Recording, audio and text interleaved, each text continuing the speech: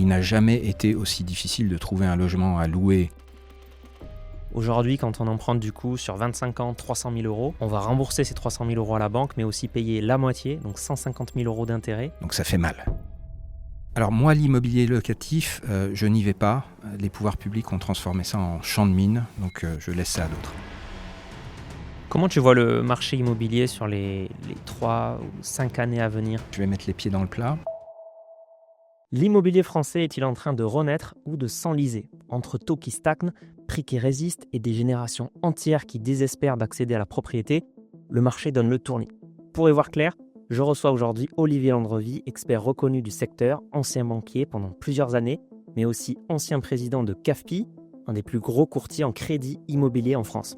Aujourd'hui Business Angel, enseignant en finance et entrepreneur, il décrypte sans filtre les tendances, les pièges et les opportunités du marché immobilier en pleine mutation.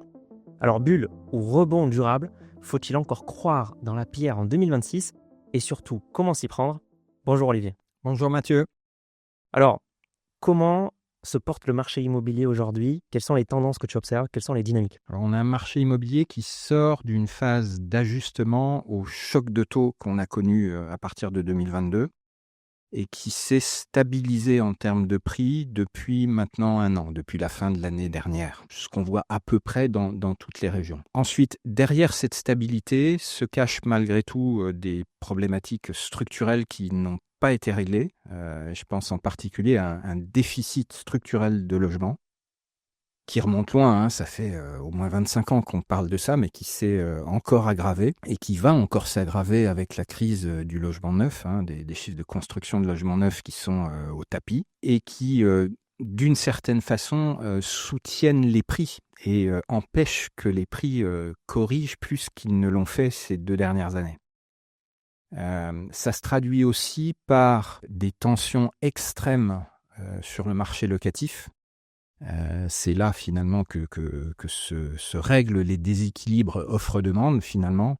Et il n'a jamais été aussi difficile de trouver un logement à louer dans les grands bassins d'emploi qu'aujourd'hui, ce qui est en train de devenir une vraie problématique pour les jeunes actifs qui non seulement doivent attendre plus tard dans leur vie pour accéder à la propriété, mais dans l'intervalle ont un mal de chien à trouver un logement à louer. Est-ce qu'il y a des villes qui sont du coup plus impactées que d'autres et est-ce qu'il y a aussi des secteurs plus impactés que d'autres ? Alors, on commence à voir certaines choses, mais il faut commenter ça avec prudence parce qu'on est encore, comme je le disais, on est au début de la stabilisation, donc il ne faut pas tirer de conclusions trop hâtives. Un trimestre comme ça n'a pas forcément une grande valeur statistique.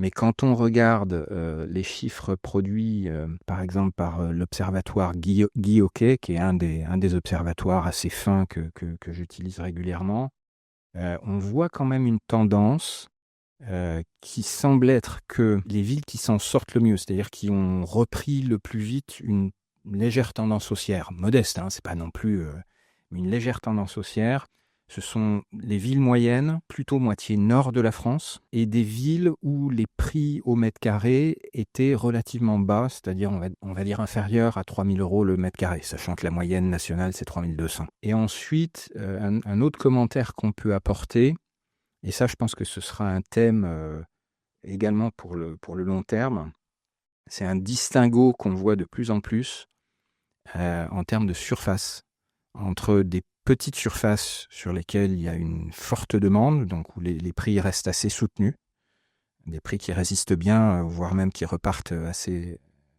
à la hausse. Et en revanche, des grandes surfaces familiales, on va dire, qui mettent de plus en plus de temps à trouver preneur. Et ce qui se cache derrière ça, c'est aussi une tendance démographique assez lourde, que l'INSEE commentait dans une étude en début d'année, qui montre que les foyers sont de plus en plus petits. C'est ce qu'on appelle la décohabitation. Bon, alors c'est lié aussi au vieillissement de la population, mais aussi au fait que les jeunes mettent de plus en plus longtemps avant de se mettre en couple ou d'avoir des enfants, qu'ensuite on a aussi beaucoup de familles recomposées, de divorces, etc.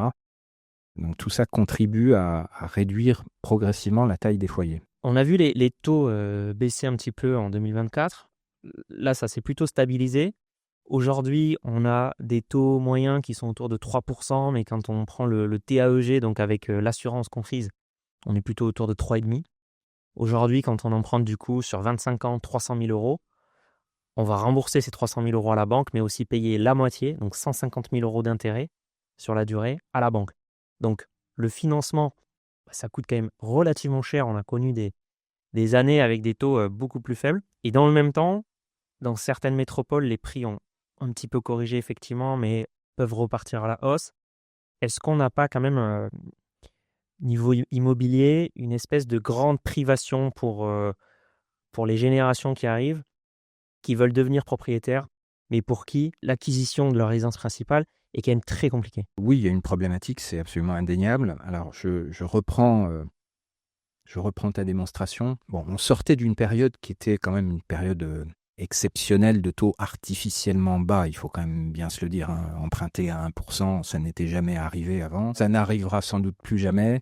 Des taux à la BCE négatifs, c'est quand Voilà, même... c'est ça. Et c'était des taux qui étaient manipulés par la politique monétaire de la BCE pendant une dizaine d'années. Donc, évidemment, quand on sort de ce régime-là et qu'il faut se réadapter à un régime qui ressemble plus à un régime normal, hein, si tu discutes avec tes parents et que tu dis qu'aujourd'hui, tu dois emprunter à 3% ou à 3,20%, ils trouveront que c'est encore des taux assez bas par rapport à ce qu'ils ont connu dans les années 70-80. Mes parents ont emprunté à 8 ou 9. Par contre, ils ont emprunté sur 10 ans. Oui, alors c'est vrai que c'était plus court. Et donc, on a connu, en l'espace de 18 mois, le choc de taux le plus fort de mémoire de banquiers encore en vie, quoi. Puisque les taux de crédit sont passés de 1% en janvier 2022 à 4,20 au pic en janvier, 2 ans plus tard, en janvier 2024. Depuis, ça a commencé à se normaliser un peu. Donc, on est redescendu. On était à 3,14 le mois dernier en taux moyen, publié par l'Observatoire Crédit Logement. Par contre, il est clair qu'on arrive à la fin de cette période d'ajustement à la baisse. Hein. Ça fait maintenant, depuis le mois d'avril, que les taux ne baissent plus. Et il est même possible, on en reparlera plus tard, mais il est possible selon moi que les taux repartent un peu à la hausse. Bon. Donc c'est vrai que si on regarde, si on fait la différence entre un crédit qu'on prendrait aujourd'hui à 3,20 par rapport à un crédit qu'on pouvait prendre il y a 3 ans à 1%, en termes de mensualité, toutes choses égales par ailleurs, ça fait plus 29% sur la mensualité. Donc ça fait mal. C'est sûr que ça fait mal. Il y a quand même d'autres facteurs qu'on ne peut pas passer sous silence, c'est-à-dire que les euros de 2025 ne sont pas tout à fait les euros de 2022, et en particulier, il y a eu une progression des salaires, Dieu merci. Les salaires moyens, selon les statistiques du ministère du Travail, dans le secteur privé, ont pris 13% sur cette même période, ce qui contribue quand même à absorber une partie du choc. Voilà.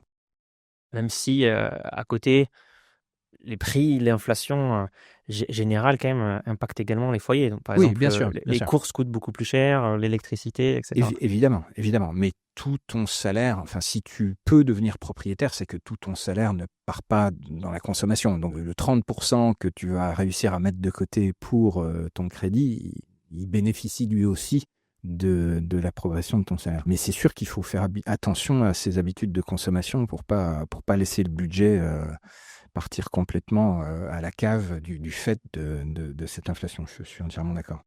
C'est un point d'attention. L'autre facteur, tu l'as évoqué, c'est qu'il y a quand même eu une correction des prix, alors qui est variable selon les zones, mais disons que globalement, on est entre de 5 à 15% de correction des prix, sachant que les deux zones qui ont le plus corrigé, ce sont donc Lyon et Paris et l'Île-de-France, on va dire. Quand on prend tout ça mis bout à bout, il reste malgré tout une perte de pouvoir d'achat immobilier en net. C'est plus difficile, effectivement, pour un candidat à l'accession aujourd'hui que ça ne l'était il y a 3 ans. Maintenant, ça n'est pas non plus, on n'est pas non plus au niveau les plus difficiles qu'on ait pu connaître historiquement. Il faudra remonter à 2008-2009. Encore une fois, la situation a commencé à se résorber avec la baisse des taux depuis 1 an, disons. Et du coup, aujourd'hui, quelle part de revenus un Français utilise pour l'immobilier? Alors j'ai construit un indicateur spécifique, autour de cette question parce que pour moi le vrai prix de l'immobilier, c'est ça. C'est-à-dire, comme, quasiment, tous les Français, achètent leur immobilier à crédit, hein, on a presque systématiquement recours à un crédit immobilier quand on devient propriétaire.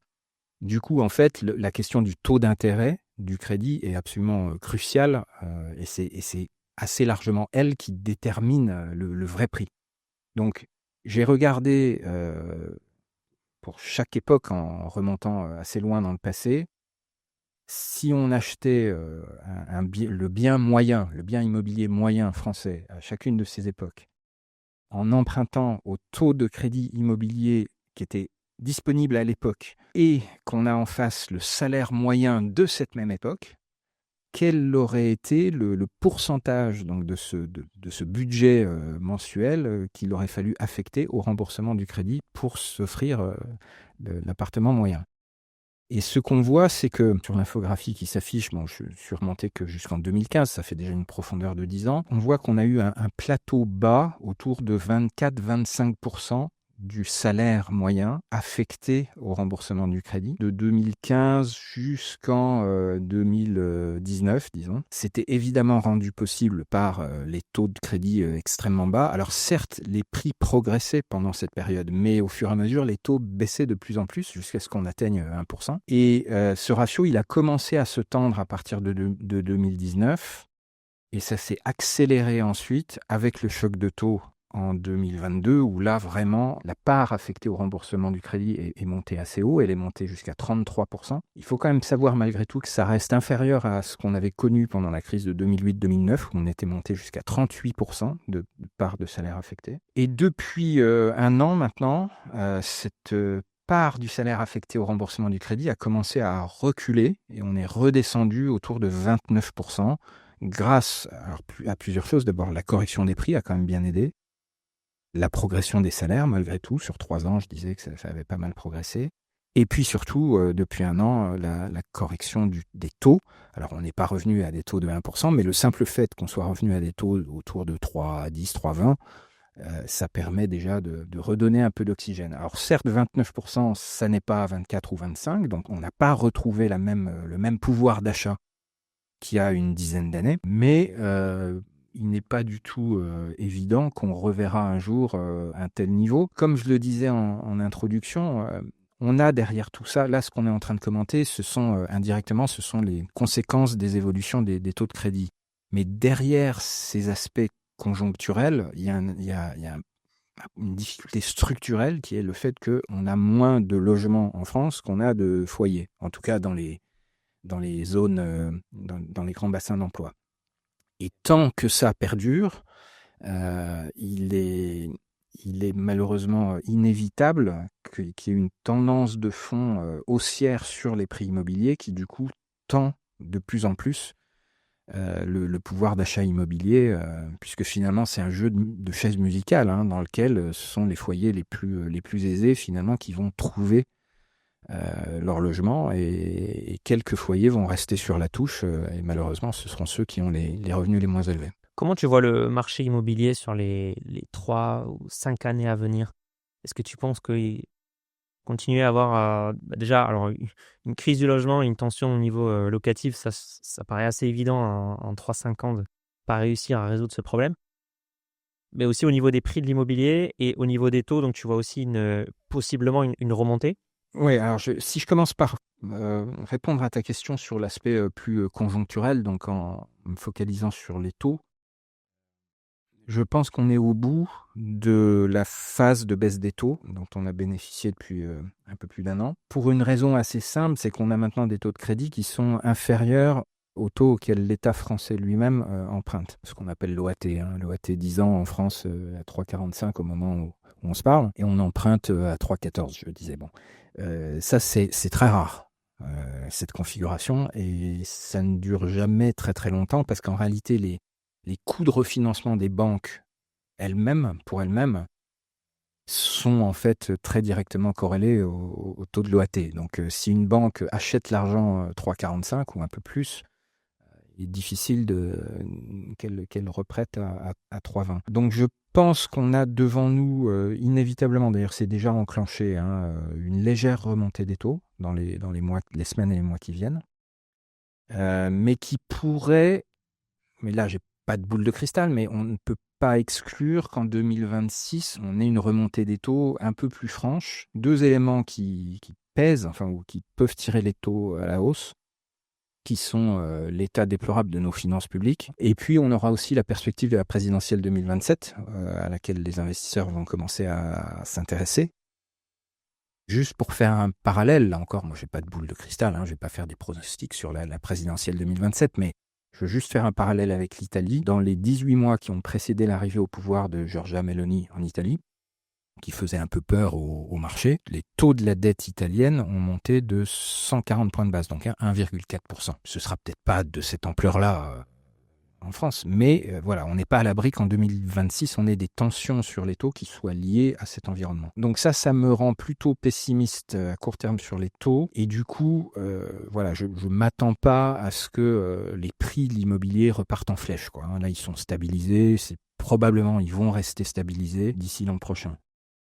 Après, sur un horizon un peu plus long, je continue de penser que le manque de logement dans ce pays va nécessairement soutenir les prix et empêcher que les prix corrigent de façon vraiment significative. Avec ce point d'attention que j'évoquais tout à l'heure, qui est ce que moi j'ai baptisé ça le solo boom, qui est ce phénomène démographique. L'INSEE a très bien montré, on atteint maintenant une phase de stabilisation de la population française.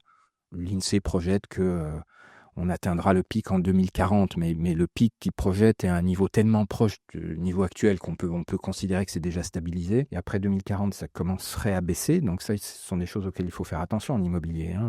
Mais dans le même temps, l'INSEE nous dit que, et ça peut paraître paradoxal, mais d'ici à 2050, on aura 3,5 millions de foyers en plus, donc 12% de foyers en plus en France, à cause de ce phénomène de décohabitation, de vieillissement de la population, etc., etc. Et ce qui est absolument frappant, d'où ce terme de solo boom, c'est que sur ces 3,5 millions de foyers supplémentaires, selon l'INSEE, 95% seront des personnes seules et à 65% des personnes à la retraite. Donc on voit, si on investit dans l'immobilier au-delà de sa résidence principale, bon, évidemment, si on a besoin d'un grand appartement parce qu'on a des enfants, etc., ça ne doit pas empêcher d'y aller.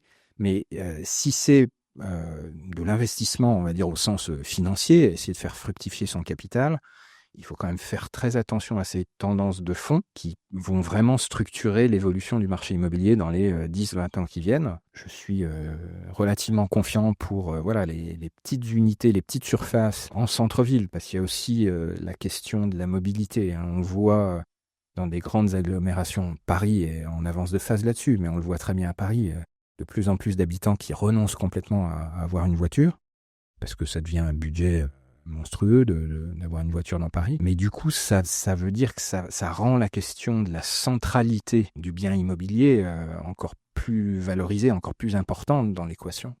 Donc, petite surface à proximité des nœuds de transport en commun, je pense que ça continuera à très bien se porter en termes de prix. Grande surface familiale, pavillon éloigné, à 1h30 de transport en commun des zones de bureaux, je ferai attention avant d'y aller. C'est pas la tendance.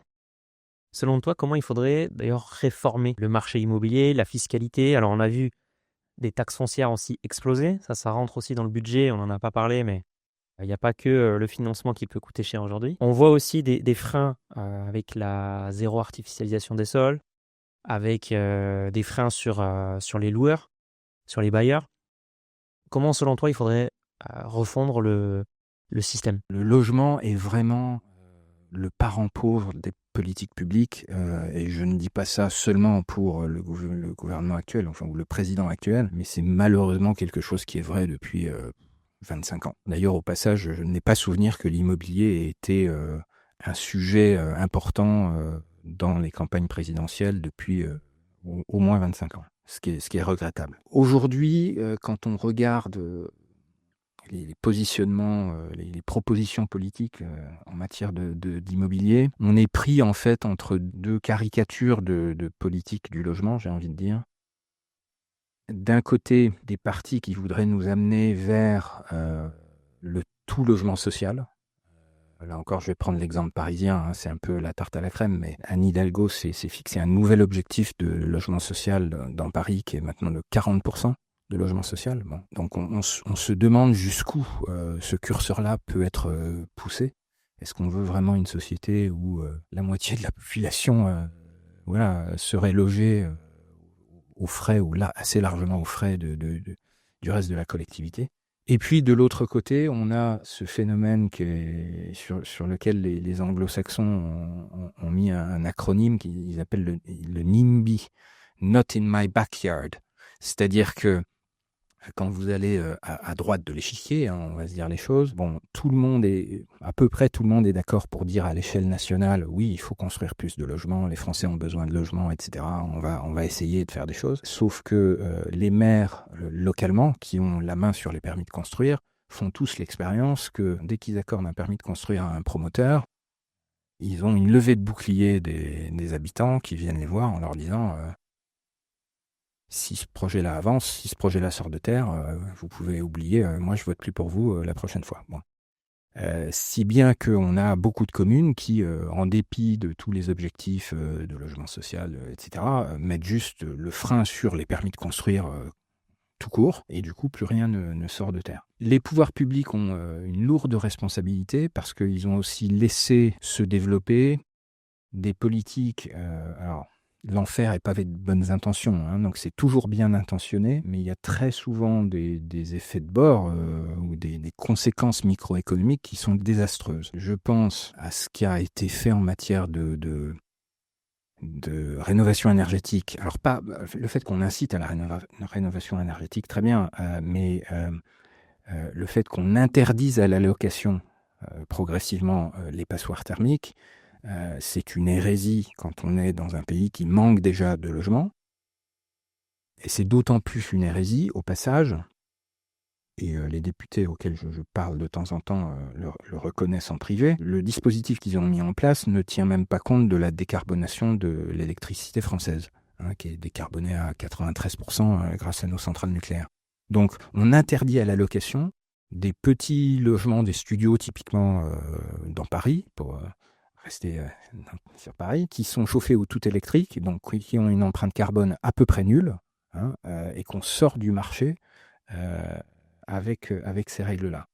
Des règles qui en plus n'ont pas été pensées pour les copropriétés. Donc on a aussi les situations où on a des investisseurs qui seraient prêts à faire les travaux pour sortir ces appartements de leur statut de passoire thermique, mais des copropriétaires qui, comme eux sont propriétaires occupants, n'ont pas l'obligation de rénovation et ils sont en majorité et du coup ils bloquent les travaux. Un autre exemple de politique bien intentionnée mais absolument toxique, le plafonnement des loyers dans un certain nombre de grandes villes. Il y a plein d'exemples dans le monde. Le plafonnement des loyers après quelques années quand les niveaux de plafond qui ont été mis deviennent déconnectés de la réalité de l'équilibre ou du déséquilibre offre-demande, ça se termine toujours de la même façon, ça aggrave la pénurie de logements. Et une deuxième conséquence classique, qu'on verra bientôt, si ça n'est déjà le cas, qui est le développement d'un marché noir. C'est-à-dire des locataires qui... quand ils vont quitter l'appartement, plutôt que de le restituer au propriétaire, vont le mettre en sous-location au marché noir, où là, du coup, ils pourront appliquer des loyers bien plus élevés que le plafond légal. Avec la tension locative énorme, elle pourrait trouver preneur. Voilà, donc tout ça, ce sont des choses qu'il faudrait revoir. Je pense que la clé pour retrouver des prix de l'immobilier abordables, c'est le foncier. Hein. Quand on regarde les prix de l'immobilier en France, la période où il y a eu une vraie déconnexion des prix de l'immobilier et des salaires, ça a été dans les années 2000, enfin de 2000 à 2008 en gros. Et c'est en fait le prix du foncier qui a explosé. Et ça, c'est lié à la pénurie de foncier disponibles et pour lesquels les maires sont prêts à donner des permis de construire. Il faut absolument revoir les circuits de gouvernance pour simplifier l'obtention des permis de construire, et il faut aussi revoir la tuyauterie financière, parce qu'une des difficultés, notamment depuis la suppression de la taxe d'habitation, c'est qu'un maire qui donne un permis de construire ne fait pas rentrer une recette supplémentaire pour sa commune. Par contre, il sait que en laissant se créer de nouveaux logements, il va devoir investir dans de nouvelles infrastructures. Il va devoir construire tous les services dont les habitants ont besoin. Donc il va, s'il est trop généreux en permis de construire, il va en réalité aujourd'hui, avec la tuyauterie financière d'aujourd'hui, il va plomber les finances de sa commune. Donc il faut aussi se mettre à leur place, il faut avoir un raisonnement microéconomique correct, et donc repenser la tuyauterie financière pour que, en face des permis de construire, les maires génèrent aussi des recettes fiscales, directes ou indirectes. La taxe habitation revenait aux communes. Oui. Et la taxe foncière revient à l'État. Si on veut être très précis, en échange de la suppression de la taxe d'habitation, les communes ont eu une compensation de Bercy. Mais c'est une compensation qui est fixe. C'est-à-dire, on a pris une photo l'année où ça a été supprimé, et c'est ce qu'ils continuent à toucher aujourd'hui. Le fait qu'ils donnent de nouveaux permis de construire ne va rien changer à ça. Ils ne vont pas toucher plus parce qu'ils auront donné plus de permis de construire. Donc c'est ça que je veux dire. Je ne suis pas en train de dire qu'il faut nécessairement recréer la taxe foncière, la taxe d'habitation. Si les communes n'ont pas une ressource fiscale propre à leurs mains, dans ce cas-là, il faut que ce soit Bercy qui ait une clé qui permette à Bercy de reverser quelque chose en fonction du nombre d'habitants de la commune ou du nombre de permis de construire octroyés. Enfin, on peut tout imaginer, mais en tout cas, il faut réaligner les intérêts de tout le monde dans la chaîne, sinon on n'y arrivera pas. Un autre point auquel je suis sensible, alors qui n'est pas populaire du tout, je lis d'ici les commentaires qu'on aura sur la vidéo, mais je vais mettre les pieds dans le plat. On a en France, et je pense que très peu de personnes le savent en dehors des professionnels du secteur, on a laissé se construire un mécanisme de subventionnement caché du logement social par le logement neuf privé.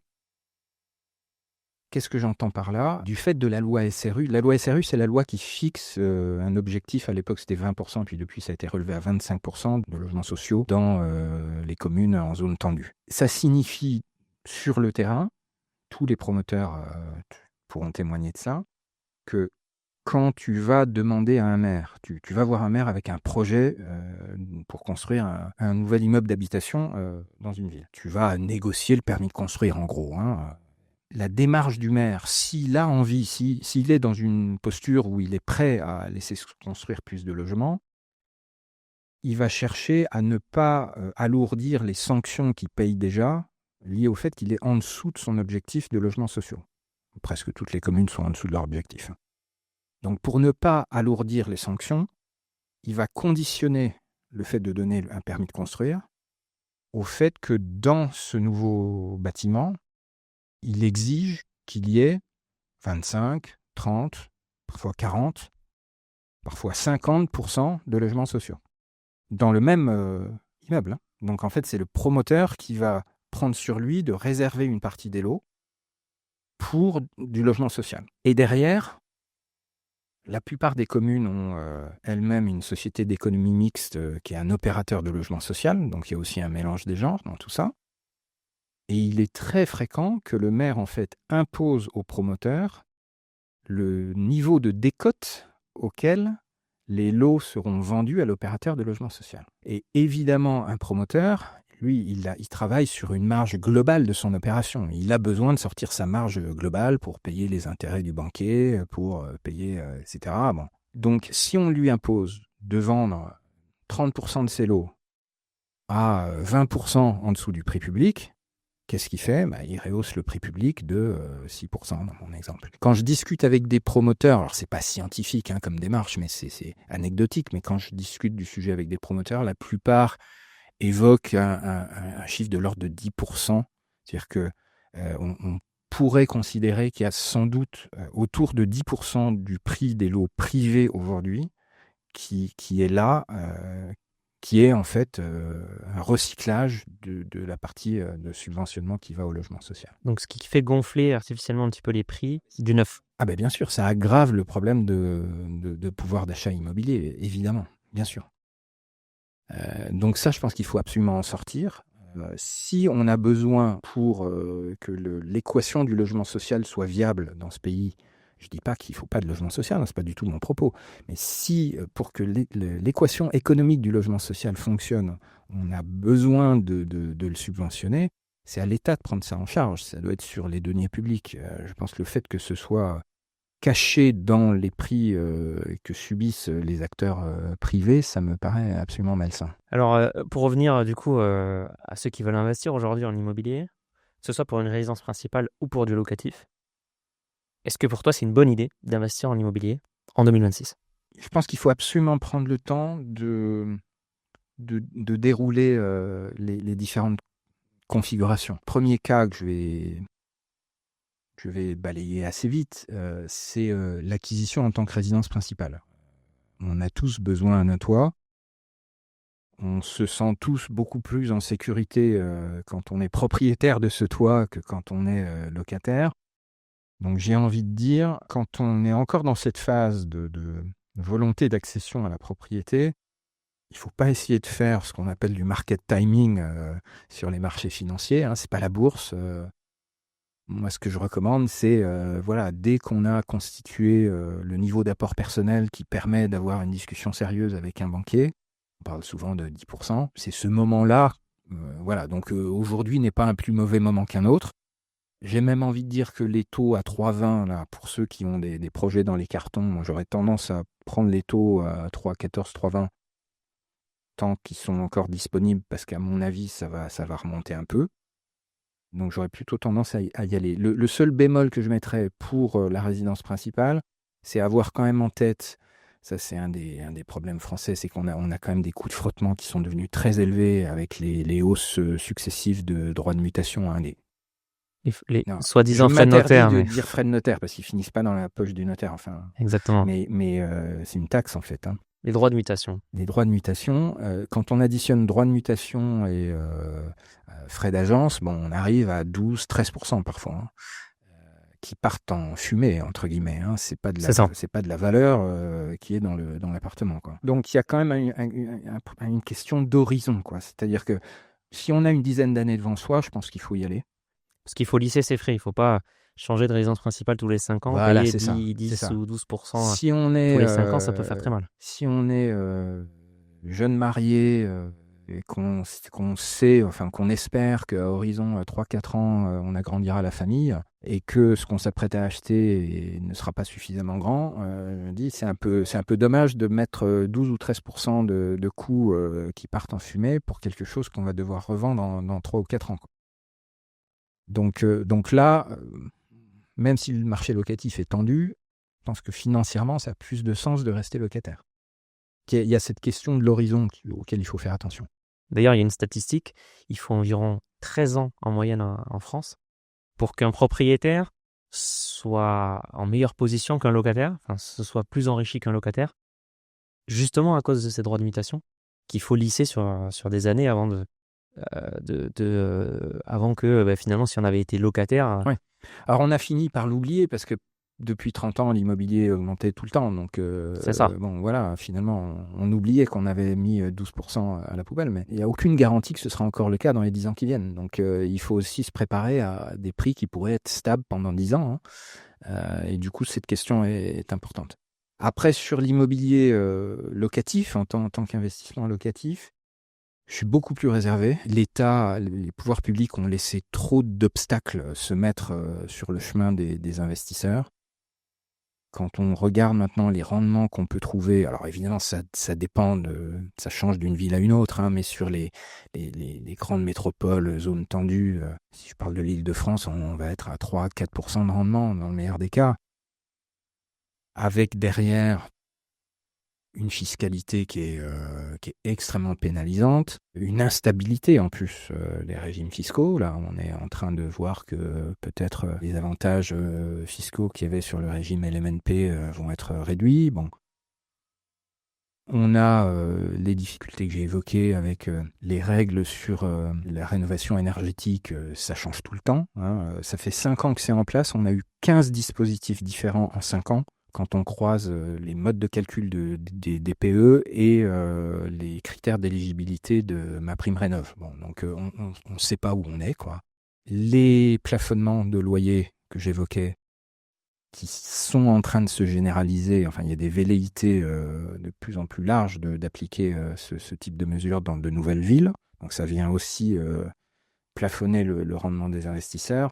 Moi, pour toutes ces raisons, aujourd'hui, l'immobilier locatif en direct, personnellement, je n'y vais pas et je ne conseille pas d'y aller tant que le cadre n'est pas assaini. Si on veut absolument avoir de l'immobilier dans son portefeuille financier, on va dire, pour équilibrer les classes d'actifs, etc., ce qui a du sens, je préfère jouer ça de façon indirecte. Alors, il y a deux façons de le faire. Il y a la façon classique, recommandée par beaucoup de conseillers qui vont être des SCPI. Bon, les SCPI, il y a des choses qui se regardent, mais bon, d'abord, il y a un vrai travail de sélection à faire parce qu'il y a des SCPI qui ont pris des sacrés bouillons ces dernières années. Et puis ensuite, bon, c'est un peu c'est un peu la même problématique que les coûts de frottement que j'évoquais sur la résidence principale. C'est que là aussi, il y a des coûts de frottement assez importants à l'entrée. Donc, ça a du sens si on sait qu'on va porter ça pendant au moins 10 ans. Si c'est pour investir pendant 3 ans en attendant de devenir propriétaire, je pense que c'est pas une bonne idée d'aller sur des SCPI. Ça reste un investissement long terme. Ah, mais tu as aussi des SCPI sans frais de souscription? Oui, mais alors avec des frais de gestion qui du coup sont plus élevés. Mais oui, c'est vrai. C'est vrai que dans le cas qu'on évoque, ça peut être une alternative.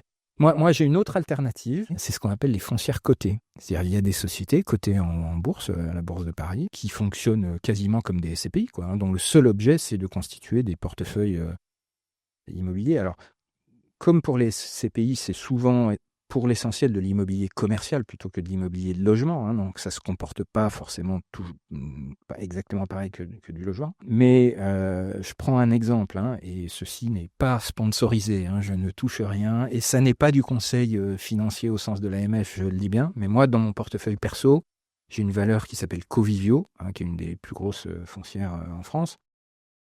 Un titre comme Covivio, il se négocie à la bourse aujourd'hui avec une décote sur la valeur d'actifs, donc sur la valeur expertisée des immeubles sous-jacents de 37%. Donc on rentre avec une belle décote et on touche un rendement qui est supérieur à 6%, donc équivalent à à peu près ce qu'on fait de mieux dans les très bonnes SCPI. Et un autre avantage par rapport à la SCPI, c'est que ça marche à la flat tax. Donc on a une fiscalité qui est plus sympathique, on va dire, que sur de l'immobilier en direct ou même de la SCPI, où là, on va être sur les tranches marginales d'impôt sur le revenu. Je trouve que c'est très important de rappeler effectivement qu'il n'y a pas que l'immobilier physique, parce que les Français adorent la pierre, mais la vraie, l'immobilier dont ils sont propriétaires et dont ils peuvent visiter le bien, et ils en sont vraiment propriétaires à leurs yeux. Mais c'est vrai qu'il y a plein d'autres formes d'investissement. Et que si aujourd'hui on veut faire fructifier son épargne, il n'y a pas que l'immobilier, quoi. Il n'y a pas que l'immobilier physique et il n'y a pas que l'immobilier locatif, comme tu le dis justement. Alors c'est vrai qu'il peut y avoir de la bourse si on a un horizon de temps assez élevé, ça peut être des foncières cotées, effectivement. Ça peut être aussi des SCPI, ça peut être de l'obligataire, ça peut être du fonds euro, ça peut être des ETF, du private equity. Voilà, il y a beaucoup de choses et nous on en parle beaucoup sur cette chaîne d'ailleurs pour ceux que ça intéresse. C'est vrai que moi j'ai aussi un attrait fort quand même sur les SCPI parce que l'avantage par rapport aux foncières, c'est que déjà on peut le mettre en assurance vie. Donc finalement la fiscalité peut être très clémente. Les SCPI étrangères aussi. On peut investir à crédit aussi sur les SCPI, chose qu'on ne peut pas faire sur les foncières cotées. Et aujourd'hui on se rend compte qu'avec des très bonnes SCPI, en étant assez rigoureux sur la sélection, on peut aller chercher du 5% net de tout frais, net de fiscalité. Là où sur de l'immobilier locatif justement, quand on analyse son bien immobilier, quand on enlève la taxe foncière, quand on enlève la énième fuite d'eau, le locataire un jour qui n'a pas payé, etc., les travaux, machin, les charges de copropriété, pardon, et bien souvent, on se rend compte qu'on a du 2-3% net en y passant beaucoup de temps. Et c'est là où les SCPI peuvent être une formidable alternative, effectivement. Donc c'est vrai que c'est important de rappeler tout ça. Il n'y a pas que l'immobilier et il y a un manque, selon moi, cruel un petit peu d'éducation financière pour les Français, pour qu'ils comprennent que en fait, on peut investir effectivement sur des SCPI, sur des placements financiers, des 10 euros, on peut commencer, et qu'il n'y a pas que l'immobilier à crédit locatif où on peut avoir pas mal d'emmerdes finalement et même une rentabilité assez faible. Olivier, est-ce que tu aurais un dernier conseil pour ceux qui veulent investir en immobilier en 2026, que ce soit pour du locatif ou pour la résidence principale? Oui, alors bien préparer son dossier vis-à-vis des banques, ça se travaille pour être capable de présenter des relevés de compte qui sont nickel, où on montre qu'on arrive à épargner tous les mois, où il n'y a pas de dépenses trop qui pourraient faire tiquer un banquier. Et puis maintenant que les taux sont remontés, ça a de nouveau beaucoup d'intérêt d'essayer de tester l'éligibilité à ce qu'on appelle les prêts aidés.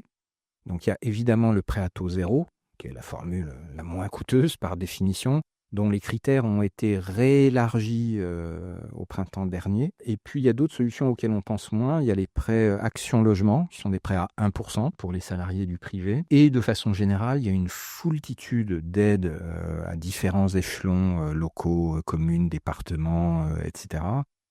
Et il y a un site de l'Agence nationale pour l'information pour le logement, anil.org, qui est très bien fait et qui permet, on saisit le code postal du projet et quelques informations personnelles et ça teste l'éligibilité aux différents systèmes d'aide à l'acquisition de la résidence principale. Je rajouterai aussi un petit conseil. Personnellement, j'ai récemment acheté ma résidence principale. De ne pas hésiter aussi à aller voir les banques en ligne. Moi, je suis allé voir les banques traditionnelles. Je suis allé voir les banques en ligne et j'ai fait vraiment le comparatif. Et la meilleure offre, c'est trouvé dans une banque en ligne. Elle commence à s'intéresser au sujet, effectivement, donc ça mérite de les tester. Merci beaucoup, Olivier. N'hésitez pas, si ça vous intéresse, d'aller vous abonner à la newsletter d'Olivier, donc Money Smart. Tu publies une newsletter toutes les semaines? Tous les dimanches, j'écris à mes lecteurs et puis ensuite des articles à fréquence variable. Mais je vous invite vraiment à la lire. C'est très intéressant et il donne son analyse, que ce soit sur l'économie, sur l'immobilier, ou même parfois un petit peu sur les mesures fiscales en cours. Merci beaucoup, Olivier. Merci Mathieu.